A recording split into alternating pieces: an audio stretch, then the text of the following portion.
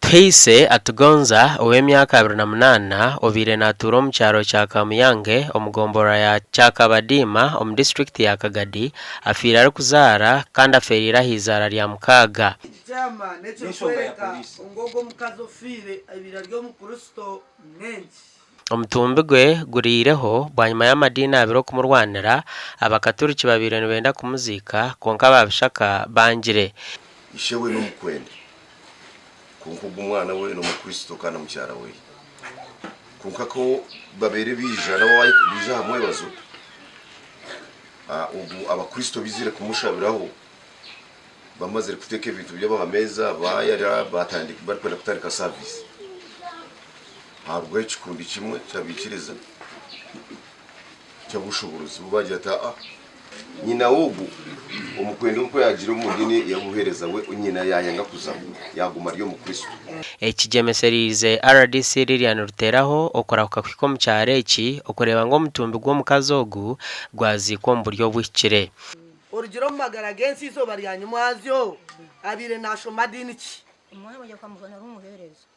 ajwe ni kanzo bayimunagize nange ndaba umuhereza kuri kuna ndi umuhereza ngamye ni bibyo mboni yo to ine shonga no kuziko mu bahereza kumwana nje muziko mu buhereza bwanje ubuhereza bwe no kanzo ye umukanza birari ki konka yafa takigamba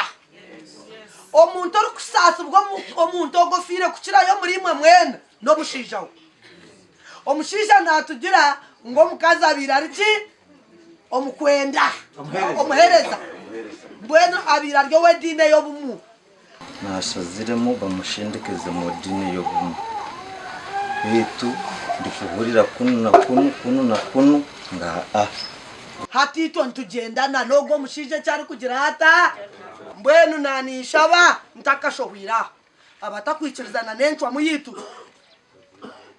omukazi ogu nikigamba ngo agire kuzarura ombazari sabe cyaro ya fero mikono etahikire imwe tinosheme kuba nazarisa omukazi numwishiko bunko omukazi wa Rugashari